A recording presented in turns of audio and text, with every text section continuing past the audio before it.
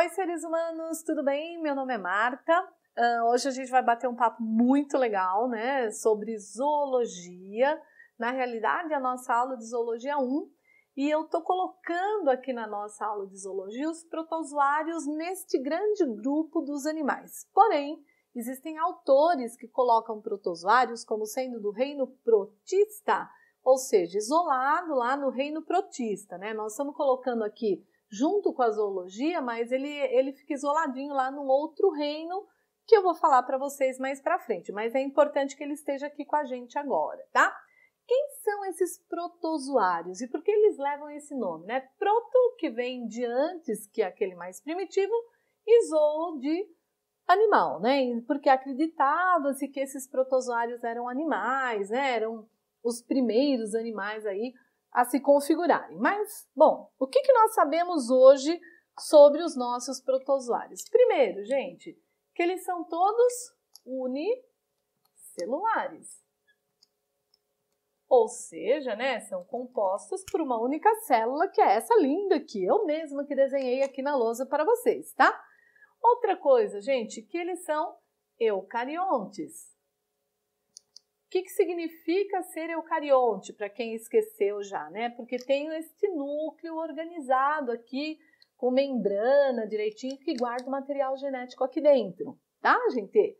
Outra coisa, né, que a maioria deles é o quê? Heterótrofo, tá? Então, o que significa isso, gente? Que eles não produzem o seu próprio alimento, ou seja, não tem um processo de fotossíntese, embora a gente tenha umas euglenas aí que eu vou falar mais pra frente, tá? Heterótrofos. E o que mais, gente? É interessante que esses protozoários, eles podem ser de vida livre. O que significa isso? Que eles podem viver livremente, principalmente na água e em solos úmidos, tá? E nós também temos protozoários, gente, que são protozoários parasitas.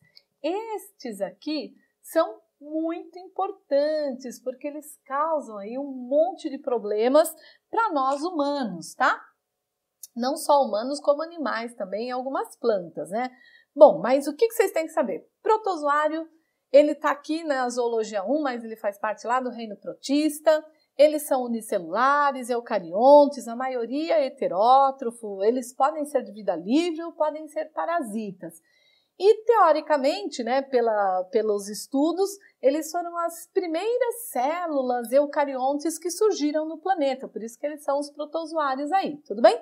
Eu vou explicar como que é o jeitão da célula, porque assim, como ele é unicelular, esta célula tem que dar conta de fazer tudo o que ele precisa para sobreviver.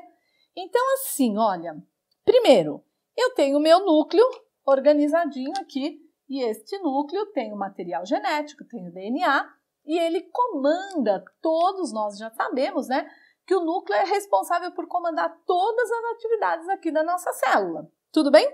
Segunda coisa, gente, tem o citoplasma, todo bonitinho aqui, aquele citoplasma que tem água, proteínas. Terceira coisa, tem essa membrana aqui, que é a membrana que possibilita as trocas com o meio, né? Então, por exemplo, desse lado de cá eu tenho o seguinte, eu tenho uma coisa que nós chamamos de controle hídrico. Porque é o seguinte, como os protozoários de vida livre, né? Esse daqui é um exemplo de protozoário de vida livre, eles não podem ficar recebendo água, senão eles iam estourar, tá? E também eles não podem perder água, senão eles fazem o quê? Eles murcham e morrem. Então, nós temos aqui nos protozoários um vacúolo, que é o responsável pelo controle hídrico, que é o que nós chamamos de vacúolo pulsátil. Certo? Esse vacúolo pulsátil, ele está presente aqui nos protozoários, principalmente os protozoários de água doce, para que ele possa fazer o quê? Para que ele possa manter a quantidade de água que eu tenho aqui. Então, ele traz água de fora, manda a água embora, traz água do próprio citoplasma e manda embora da célula, tá? Então, ele vai fazendo esse nosso controle hídrico no nosso protozoário, tá? Outra coisa, né? Eu tenho aqui trocas gasosas. como o nosso protozoário, eles são aeróbios, o que significa isso? Que eles precisam de oxigênio, né? Tá vendo as duas moléculazinhas aqui de oxigênio para poder produzir energia. Quando eles produzem energia, eles produzem o quê? CO2 e mandam esse CO2 para fora. Então, eles pegam o O2 e trazem e mandam, depois que eles produzem energia, mandam o CO2 para fora. Essas trocas gasosas, ela é feita por difusão, tá? Então, toda troca gasosa é feita por difusão. Controle hídrico por conta do vacúolo, tá? Agora, nós também temos o quê? Nós também temos a nutrição, certo? Então, eu tenho aqui um processo de digestão intracelular. E nós sabemos, né, que digestão intracelular, ó, aqui que todo mundo sabe, nós vamos ter quem, gente? Uma estrutura específica com um lisossomo para fazer o quê? Pego o nutriente aqui de fora, faço um vacúolo alimentar, trago para cá e faço o processo de digestão, tá? E como eu faço a digestão, eu vou produzir o quê, gente? Eu vou produzir resíduos, né? Resíduos normalmente nitrogenados. Esses resíduos nitrogenados, o que eles fazem? Eles têm que ser mandados para fora da célula, então eles são mandados para fora também por difusão, tá? Então vejam que o processo para entrada de alimento, saída de alimento, entrada de gases, saída de gases, saída de resíduos, tudo isso se dá por difusão, tá? E aí, claro que eu tenho um processo que eu desenhei aqui em laranja para vocês, que é o processo de ciclose, né? O que significa isso?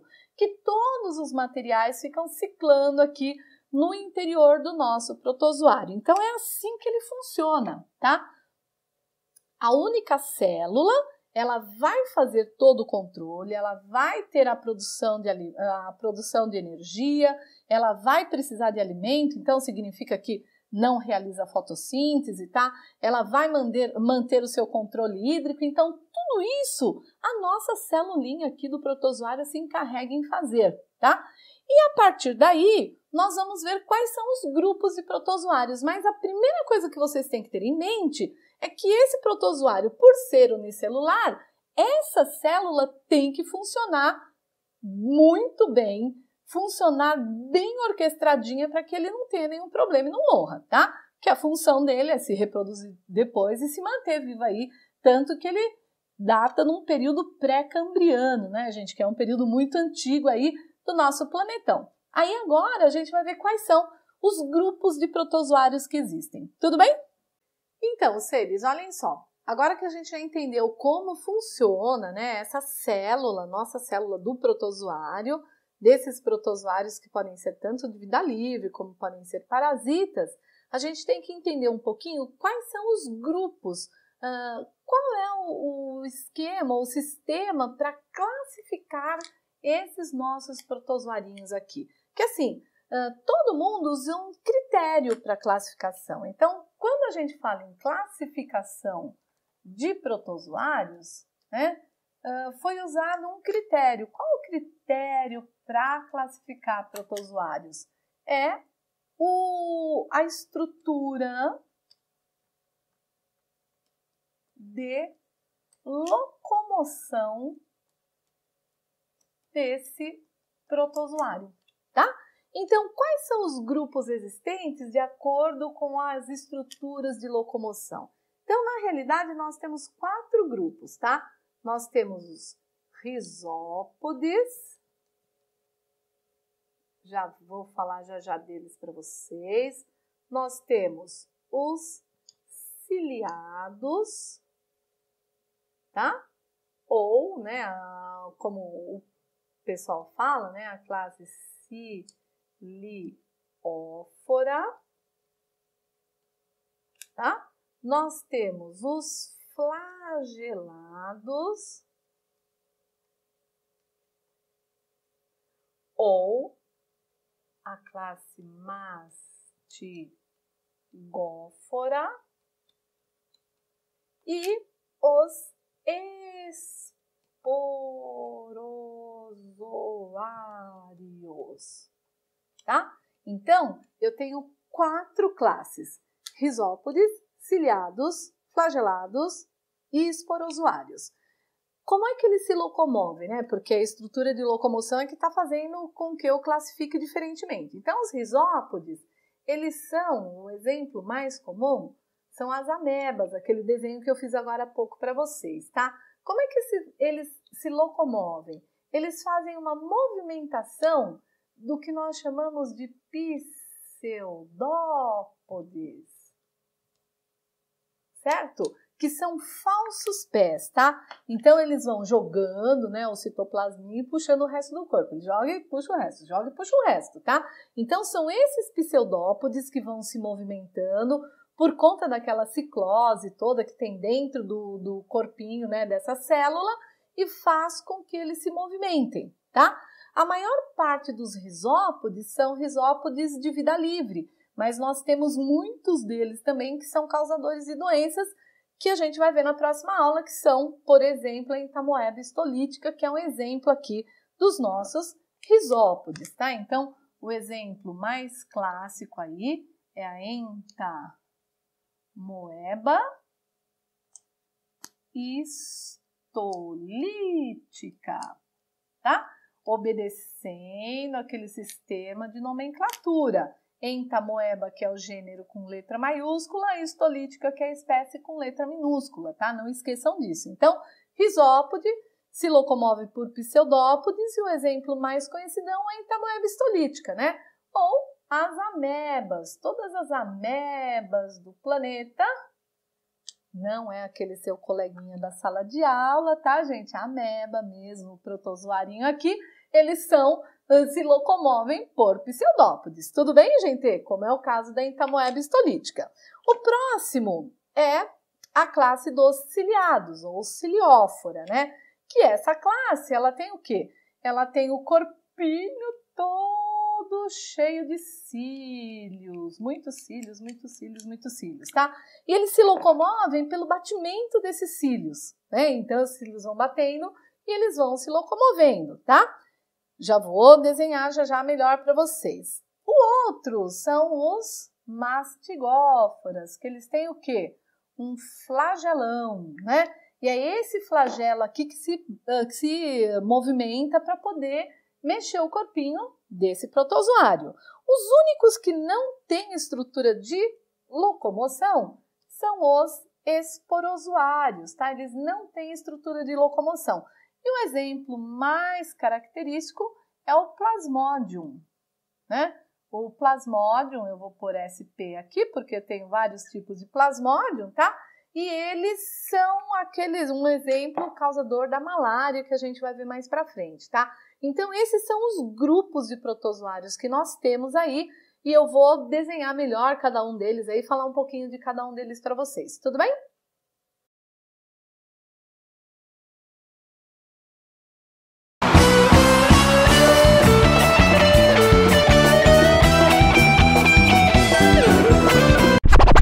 Então, seres, olhem só, os grupos, né, ou classes que nós temos são risópoda, ciliófora ou ciliados, flagelados ou mastigófora e esporozoários, tá? Então, risópodas, lembra, gente, que eu falei para vocês, se locomove por pseudópodes, certo? Que são o quê, gente? Pseudo, falso, né? E podes, pés. Por quê? Porque essa nossa celulinha aqui, ela faz aquela movimentação com o seu citoplasma, né? Fazendo o quê? Fazendo com que ele emita como se fossem falsos pés, essas projeções da célula, para que ele possa fazer, então, o processo de locomoção, tá? Como eu falei para vocês, é interessante a gente saber o seguinte, os risópodas, eles tanto podem ser de vida livre, que estão lá na água tranquilamente, como eles também podem ser parasitas. Então, eu tenho risópoda de vida livre e tem o Rhizopoda parasita, tá, gente? E esses parasitas, eles vão fazer um processo de contaminação fecal-oral, né? Então, eles estão lá na água contaminada e quando você ingere essa água ou alimentos contaminados, é o momento que você vai contrair, né, ou vai adquirir esse protozoário aqui, se for o parasita, tá? Uma coisa importante desse grupo aqui dos Rhizópodas é o seguinte, nós temos um representante do grupo dos Rhizópodas que é chamado de foraminífero. Aí você vai falar, Marta, mas esse povo pergunta desses foraminíferos aí. Podem perguntar. Por quê, gente? Porque os foraminíferos, eles são um tipo de risópoda que tem uma carapacinha, tá? E essa carapaça, vou mostrar na imagem para vocês, ó. Deem uma olhadinha aí nessa carapaça do risópoda. E essa carapaça, ela formou fósseis. E esses fósseis foram os primeiros, por isso que a gente sabe que os protozoários datam lá do período pré-cambriano, porque acharam essas carapacinhas, elas são microscópicas, mas elas foram achadas mostrando aí que esses protozoários, eles são muito antigos, tá, gente?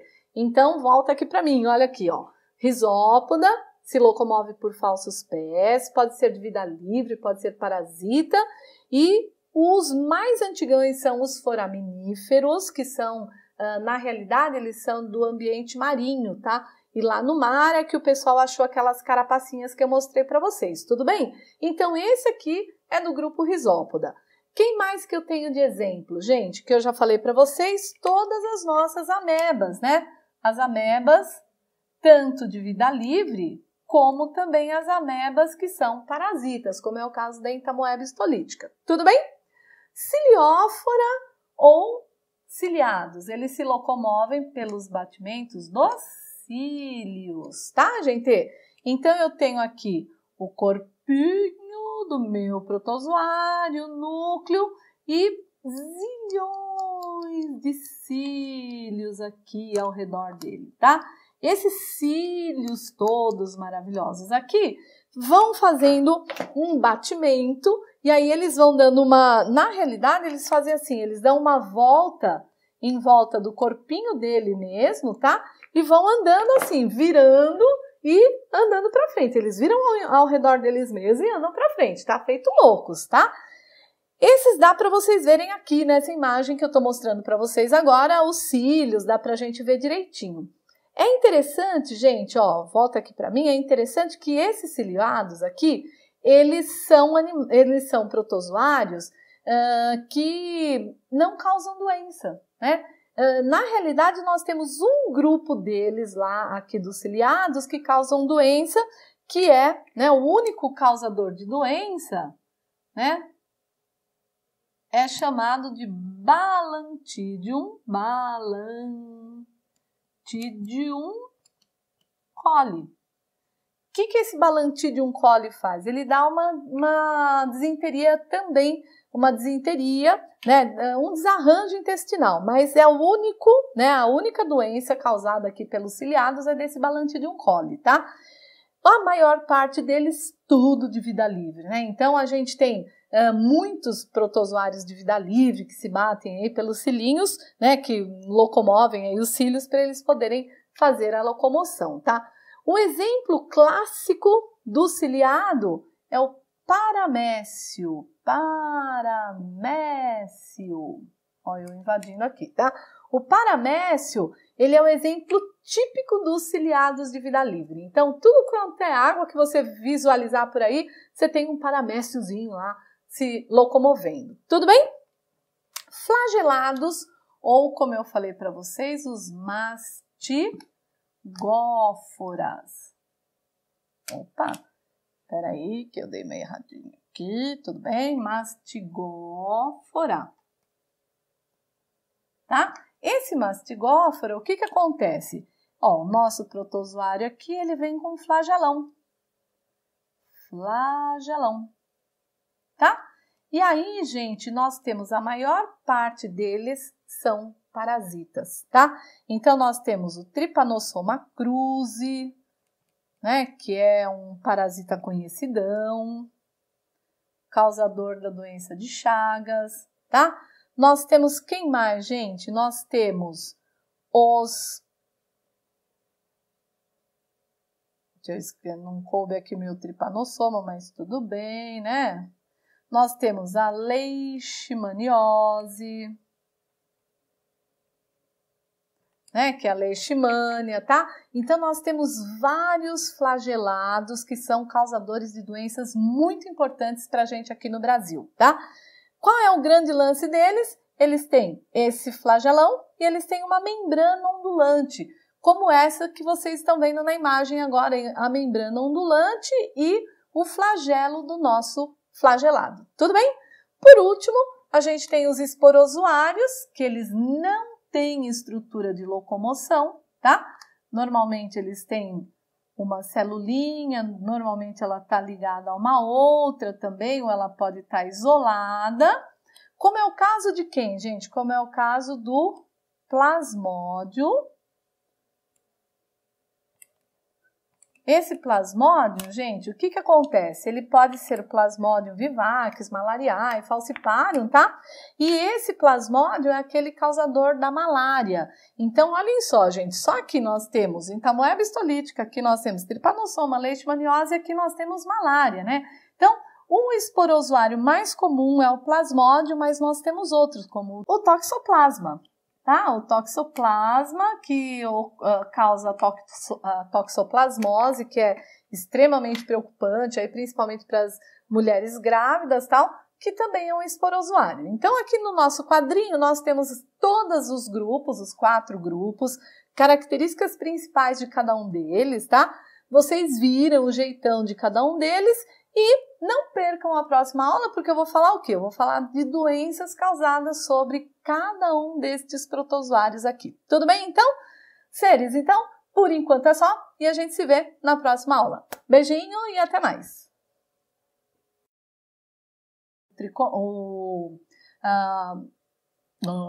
Já esqueci.